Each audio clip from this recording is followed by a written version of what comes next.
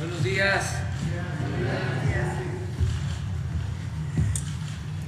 Bueno, pues vamos a informar como todos los martes, cada 15 días, lo dedicamos a la salud y se agrega algo muy importante, la prevención de adicciones. Vamos a iniciar, si les parece, y posteriormente abrimos para preguntas y respuestas.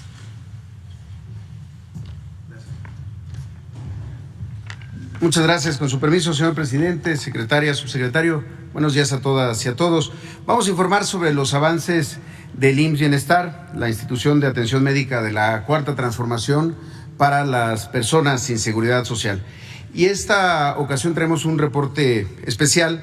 En los 14 estados en donde hemos firmado convenios de federalización de los servicios de atención médica con IMSS Bienestar, se han hecho acciones de conservación, rehabilitación y mantenimiento en unidades médicas, hospitales, centros de salud y en las UNEMES también, las unidades de especialidades médicas conocidas como UNEMES. Han sido 5,929 centros de salud, 283 hospitales y 22 unidades de especialidades médicas.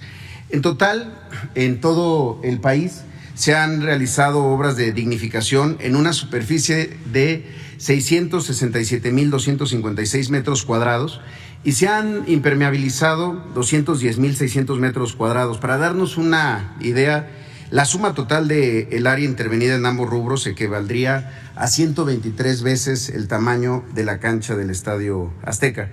A la fecha se han intervenido en la parte de rehabilitaciones, conservación, 81 salas de urgencia, 79 áreas de hospitalización, 69 quirófanos, 47 peines de laboratorio, 42 unidades de consulta externa, 37 unidades de imagenología, 39 salas de tococirugía, salas de expulsión donde se realizan cesáreas, 21 unidades de terapia intensiva, 15 farmacias, 13 almacenes, 10 centros de atención a la salud para el adolescente, el CASA, 9 unidades de desarrollo infantil temprano, 8 residencias médicas, 6 sistemas de atención integral a la salud y 2 centrales de esterilización de equipos conocidos como CEIS. Se trata también de acciones de mejora como reparaciones de plantas eléctricas de emergencia, instalaciones hidráulicas y sanitarias, mantenimiento a sistemas y equipos de aire acondicionado, sustitución de luminarias, instalación y reparación de muros, pisos,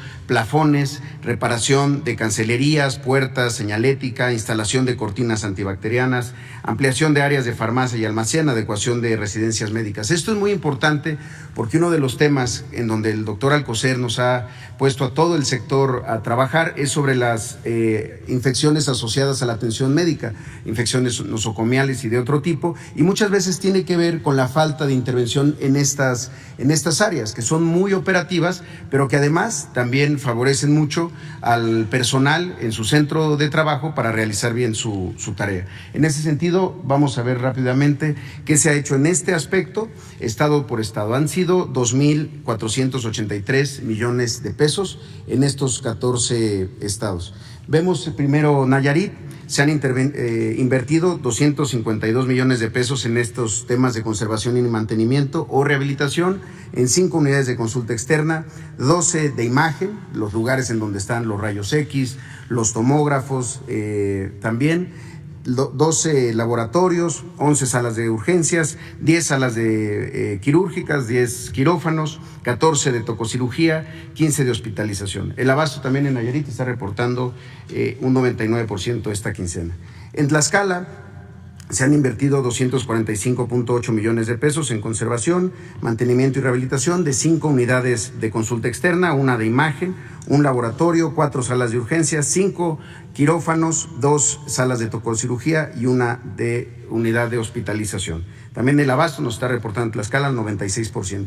En el caso de Colima se han invertido 202 millones de pesos en conservación, mantenimiento o rehabilitación en 1 unidad de consulta externa, 1 unidad de imagen, 1 unidad de laboratorio, 4 salas de urgencia, 5 quirófanos, una sala de tococirugía, 4 de hospitalización, 1 de terapia intensiva. En el caso de las salas de urgencia Emergencia en particular de Colima. En Tecomán se hizo una rehabilitación completa, prácticamente se reconstruyó por completo la sala de urgencias. En Baja California la inversión ha sido de 140 millones de pesos en 6 unidades de consulta externa, 6 salas de urgencia, 3 de hospitalización. También en Baja California el abasto de medicamentos nos sigue reportando un 99%. En Sonora se han invertido 362 millones de pesos, también en estas áreas de conservación, mantenimiento y rehabilitación, en una unidad de imagen, 11 unidades de laboratorio, 15 salas de urgencia, 11 salas quirúrgicas, quirófanos, 15 de hospitalización. También en Sonora el abasto se está reportando en 98%. En Sinaloa se han invertido 319 millones de pesos en estos rubros, en 16 unidades de consulta externa, consultorios de especialidad principalmente, 16 salas de urgencia, 16 áreas de hospitalización, 16 áreas de terapia intensiva. El abasto en ese estado está en 98%. En Campeche se han invertido 142 millones de pesos en estos rubros. Ahí se ha invertido mucho en residencias médicas que no existían o que estaban abandonadas para los residentes que están realizando ahí su especialidad.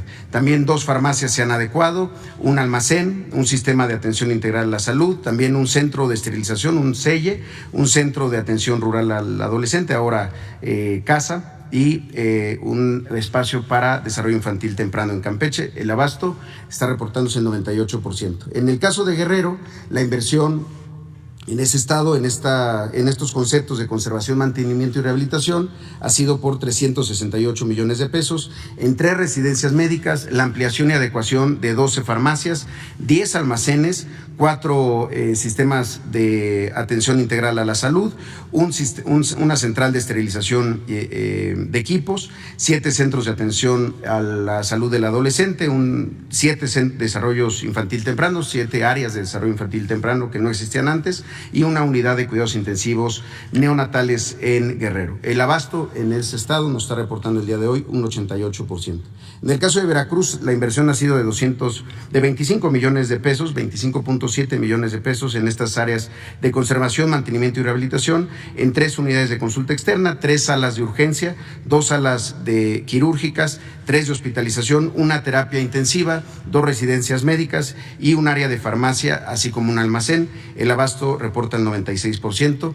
En Michoacán se han invertido 128 millones de pesos en conservación, mantenimiento y rehabilitación de 21 unidades de consulta externa, 21 unidades de imagenología, 21 laboratorios, 21 salas de urgencias, 21 salas quirúrgicas y 21 salas de tococirugía, además como 21 áreas de hospitalización, es decir, en 21 unidades de segundo nivel, además de una terapia intensiva. El abasto de Michoacán reporta el día de hoy 96%.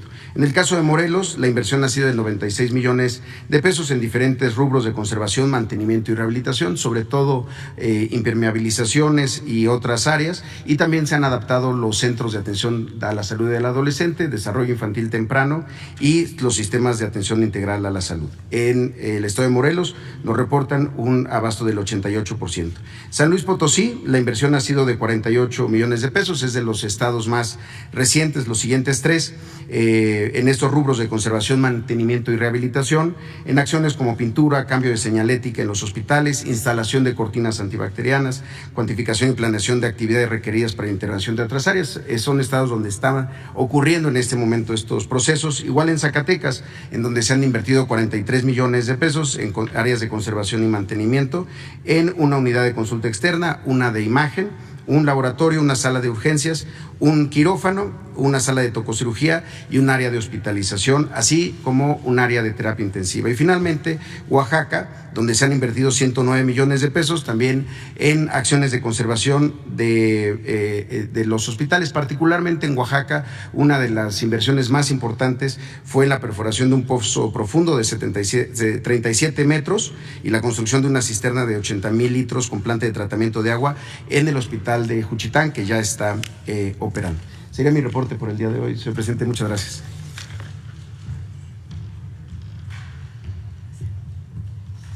Buenos días, presidente. Buenos días a todos. Hoy tendremos que informarles cómo va la campaña de prevención de adicciones. Si te drogas, te dañas. queremos hacer un reconocimiento a todas las maestras y los maestros por la forma en cómo han tomado esta necesidad de atender a los estudiantes de secundaria y de educación media superior. Realmente ha sido con una gran creatividad, con un gran compromiso hacia el bienestar de los estudiantes.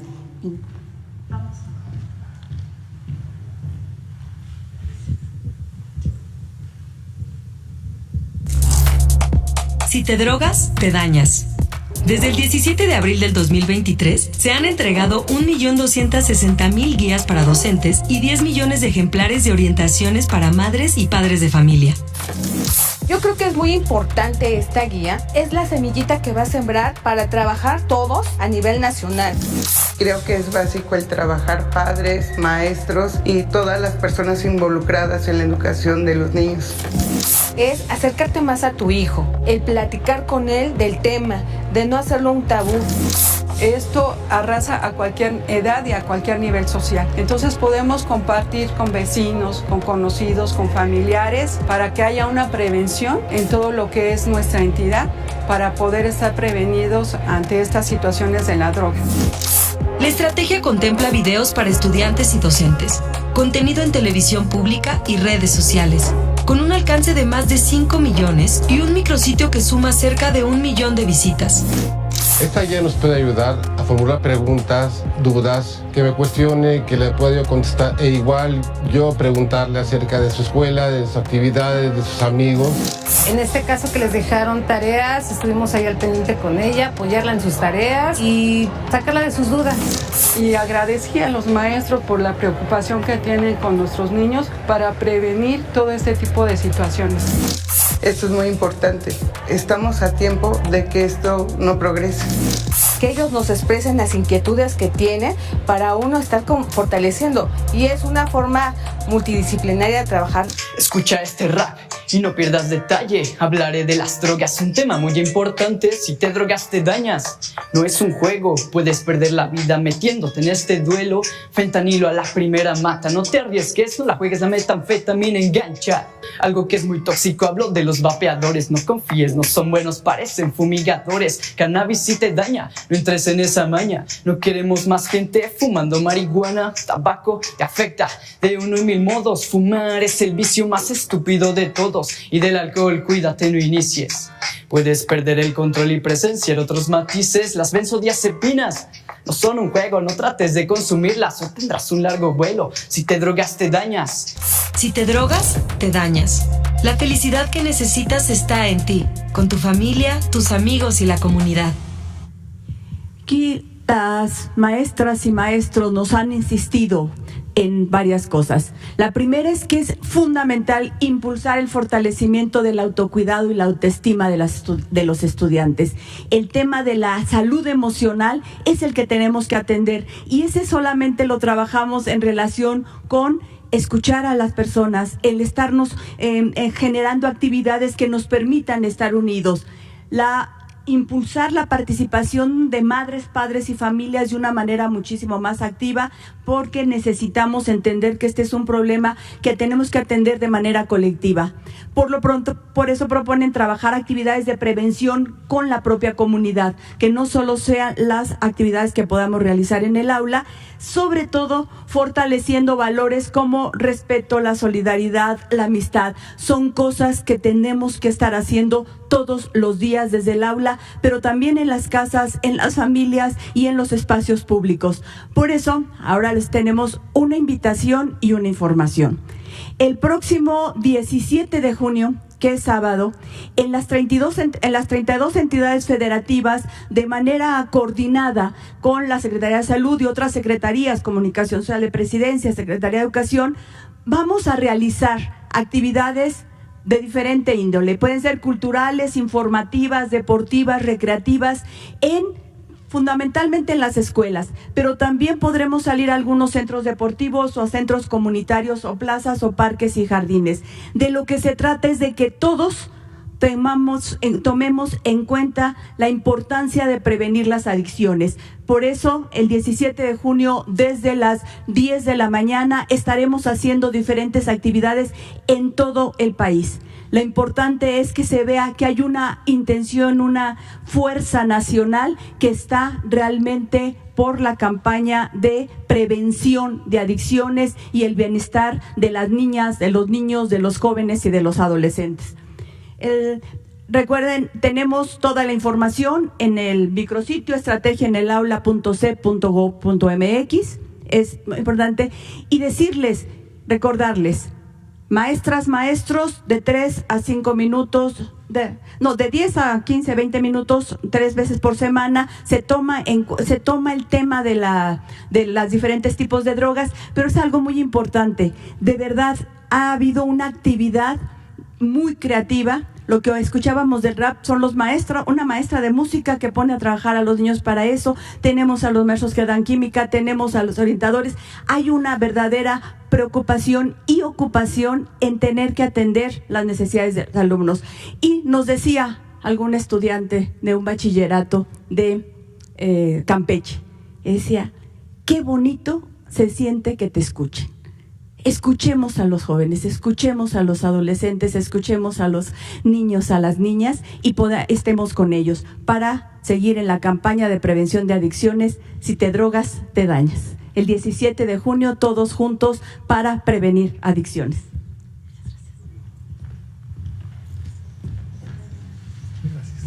Con su permiso, presidente. Expandiendo sobre esto que comenta la secretaria de Educación Pública, también hay que considerar que si te drogas te dañas y dañas a las demás personas. Y las adicciones están íntimamente relacionadas con la violencia, con las violencias.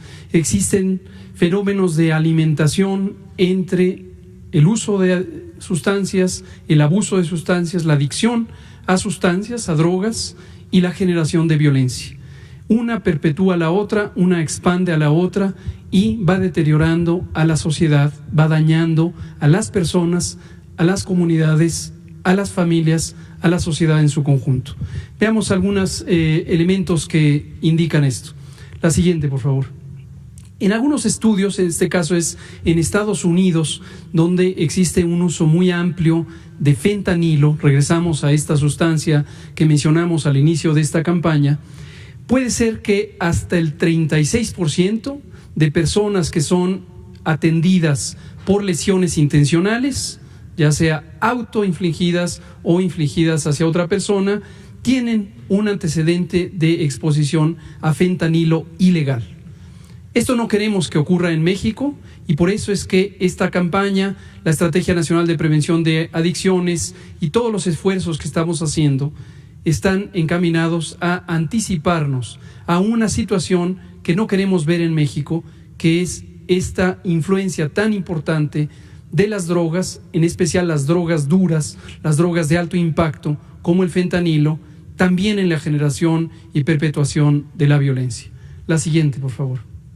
Algunas viñetas ilustrativas de estudios cualitativos, esto también, insisto, en Estados Unidos, relacionado con el fentanilo. Aquí hay unas citas de jóvenes, vean ustedes las edades. Cuando uno está en las calles, las cosas pasan. ¿Sabes lo que digo? Uno golpea a la gente me golpea, uno hace lo que tenga que hacer para drogarse. Otra, cuando salía con el padre de mi hija, él era abusivo, me golpeaba, me abrió la cabeza con un ladrillo, cuando lo fui a visitar y estaba embarazada. Esta es la realidad que se vive en el ambiente de las drogas. Es una realidad social de deterioro sobre lo que ya era marginación, separación, discriminación, y se perpetúa la violencia y el uso y consumo de drogas. La siguiente, por favor. Ahora, ¿qué es la violencia? La violencia está formalmente definida, esta es una definición de la Organización Panamericana de la Salud, como el uso intencional de la fuerza o del poder hacia otra persona o hacia uno mismo como una amenaza con posibilidad de causar daño o privación física o psicológica. Puede ser la posibilidad o la materialización del daño.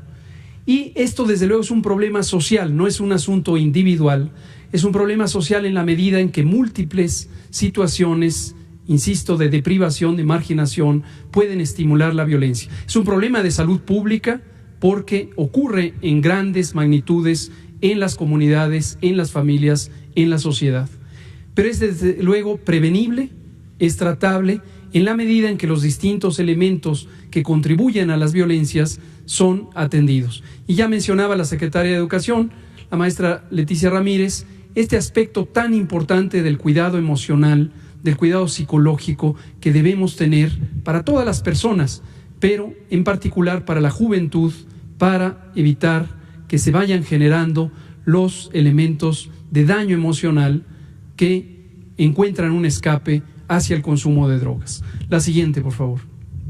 Cuando hablamos de violencias hay que tener presente que son múltiples los tipos de violencias y cada uno de los tipos de violencia tiene situaciones que la generan y que la mantienen o que la estimulan.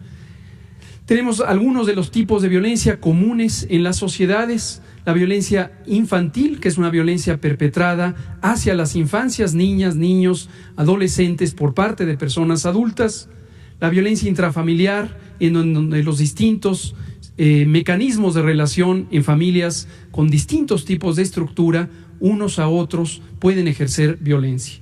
La violencia filoparental, y de esta voy a hablar un poquito, tiene que ver con una violencia inversa, se podría decir en términos generacionales. Son los hijos, las hijas o sus equivalentes, las personas tuteladas, las que ejercen violencia hacia las personas adultas que son tutores de esos niños y niñas o adolescentes. Puede ser la mamá y el papá, tías, tíos, otras personas cuidadoras, abuelos, abuelas, etcétera. En el uso de drogas, en el abuso de drogas y en especial de las drogas de alto impacto, también se estimula de manera muy clara esta violencia reversa que tiene que ver con la ansiedad que causa la deprivación de las sustancias, de las drogas. Lo mencionaré ahora. Por supuesto, en la violencia de pareja también mencionaré algunos datos. Es importantísimo el papel que juegan las drogas. No es el único factor, pero es un factor muy importante. La violencia de género, en donde las personas tienen una mayor o menor o distintos tipos de violencia que tiene que ver con su condición de género. Es decir, un género ataca al otro y esto desde luego ha sido mucho más prevalente en adversidad para las mujeres. La violencia vicaria es importante y recientemente fue caracterizada jurídicamente en México, reconocida como un problema importante. La violencia en donde se usa a las personas menores de edad, niños, niñas, para ejercer violencia hacia otra persona adulta, a través de la infancia. Desde luego, por su naturaleza, puede ser violencia física, en donde hay un daño directo corporal, violencia psicológica, que muchas veces tarda en ser identificada porque no deja huellas inmediatas hasta que ha hecho estragos muy grandes, violencia sexual, que obviamente se relaciona con otros delitos de muy alto impacto, violencia económica, en donde se depriva a las personas de la manutención o de recursos económicos o materiales para causar un daño, una afección o una privación. Y desde luego la violencia social, en donde de manera más generalizada en las comunidades pueden existir riñas, pueden existir el famoso bullying y ese tipo de reacciones en donde colectivamente hay violencia hacia elementos seleccionados de la comunidad. La violencia puede ser autoinfligida y las drogas también estimulan esto. Lo mismo, no es la única causa, pero niñas, niños, jóvenes pueden lesionarse a sí mismos. Desde luego la droga misma, el consumo de las sustancias, causa daño, pero además pueden, por ejemplo, cortar su cuerpo, pueden hacerse quemaduras con cigarrillos como una manifestación de violencia hacia la propia persona. Y se acompaña invariablemente de daños psicológicos previos que tienen que ver con violencia ejercida por otras personas desde afuera, mayormente las personas adultas. Violencia interpersonal, cuando hay una relación tóxica entre dos sujetos, no necesariamente una pareja, o la violencia colectiva que ya mencionábamos. La siguiente, por favor. Ahora vean el caso de la pareja. En algunos estudios se muestra que entre miembros de una pareja, sean hombres, sean mujeres, en cualquier combinación, es hasta casi 3 veces más probable que exista violencia de cualquier tipo cuando al menos una de ellas consume drogas. O casi 7 veces más probable que se sufra violencia cuando ambas personas consumen drogas. Y lo que podemos ver es que hay un contexto previo de daño psicológico y social, de marginación y violencia, que el consumo de las sustancias aumenta, amplifica y aumenta el riesgo de violencia. Y a su vez, el riesgo de violencia ya materializada conduce nuevamente a perpetuar y amplificar el uso de sustancias adictivas. La siguiente, por favor. Ahora, lo que ya mencionaba de la violencia filoparental, niñas y niños ejerciendo violencia o adolescentes ejerciendo violencia hacia las personas que les procuran o que les cuidan. Esto lo que puede ocurrir es, a partir del consumo de sustancias, se detona actividades de violencia, robo para obtener dinero y adquirir la droga, amenazas y golpes por discordancia y también por ese fenómeno de ansiedad que ocurre no solamente durante el síndrome de abstinencia, durante la falta de drogas, sino en general por lo que significa la adicción como una compulsión por satisfacer la necesidad de consumir la droga. Y hay violencia contra madres, padres, abuelas, abuelos, tíos, etcétera, que puede ser física, verbal o también financiera, cuando crecen estos adolescentes y son responsables de la manutención de la persona adulta y en lugar de darle ese recurso, lo utilizan para el consumo. Alcohol, cocaína y otras drogas, incluyendo metanfetaminas y desde luego fentanilo, que hasta el momento en México no es prevalente, son de las drogas que se asocian mucho con este fenómeno. La siguiente y penúltima, última de hecho, es este circuito, este círculo vicioso, literalmente hablando, entre drogas y violencia. ¿Cuál inició cuál? No importa, y es muchas veces difícil de separar, porque en un contexto de violencia social, familiar, comunitaria, de pareja, de género, hay una estimulación al consumo de drogas, porque entre otras la persona que termina siendo adicta a una sustancia lo que hace es búsqueda de un escape, de un daño emocional profundo que tiene por haber nacido, crecido en un ambiente de violencia. Pero también el uso de drogas amplifica la posibilidad de que la persona que ya tenía esas perturbaciones termine siendo una persona adicta y una persona que violenta a las demás. Termino diciendo, nunca hay que pensar que en forma aislada la persona es responsable de esos actos, sea del consumo, abuso o adicción a sustancias, o sea de la violencia. Es un fenómeno social, un fenómeno colectivo, y por eso tiene que abordarse de una manera general, preventiva, considerando ambos lados. Donde hay violencia, hay que sospechar que existe consumo de drogas. Donde hay consumo de drogas, hay que sospechar e investigar y atender la violencia. Esto es todo. Muchas gracias, presidente.